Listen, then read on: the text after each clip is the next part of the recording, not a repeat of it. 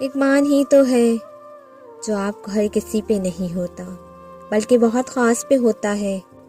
اگر وہ آپ کا مان توڑ دے تو آپ ایسے ہی ٹوٹتے ہیں کہ پھر جڑنا مشکل ہو جاتا ہے۔ اپنے حال پر افسوس کرنا اپنے آپ پہ ترس کھانا ہے۔ اپنے آپ کو لوگوں میں قابل رحم ثابت کرنا اللہ کی ناشکری ہے۔ اللہ کسی انسان پہ اس کی برداشت سے زیادہ بوجھ نہیں ڈالتا۔ برسوں کے ٹوٹے رشتے بھی منٹوں میں جڑ جاتے ہیں، بس اگلے کو آپ سے کوئی مطلب ہونا چاہیے۔ تمہارا اپنا وہ ہے جو تمہیں کسی اور کے لیے نظر انداز نہ کرے۔ وقت کے ساتھ ساتھ بہت کچھ بدل جاتا ہے، لوگ بھی، رشتے بھی، احساس بھی، اور کبھی کبھی ہم خود بھی۔ دوسروں کی مدد کیا کرو، اللہ تمہاری مدد کرے گا۔ دوسروں کو سکون دو، اللہ تمہیں سکون دے گا۔ جو چیز لینا چاہتے ہو وہ دوسروں کو دینا شروع کر دو۔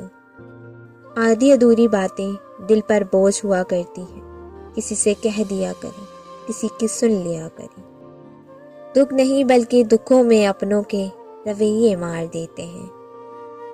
تنقید اور بحث سے رشتے کمزور ہوتے ہیں، لہٰذا اپنوں سے کبھی بھی ایسی لڑائی نہ لڑنا کہ لڑائی تو جیت جائے لیکن اپنوں کو ہار جاؤ۔ ساحل کو خالی نہ لوٹاؤ، کیونکہ اللہ کا تم پر کرم ہے کہ اپنی مخلوق کو تمہارے در پہ بھیجتا ہے۔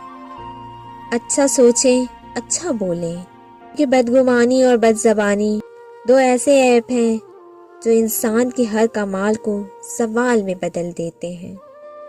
اگر آدمی کی عقل درست ہوتی تو وہ اپنے راز کی بات ایسے لوگوں کو کبھی نہ بتاتا جو دوسروں کے راز اس پر ظاہر کرتے ہیں۔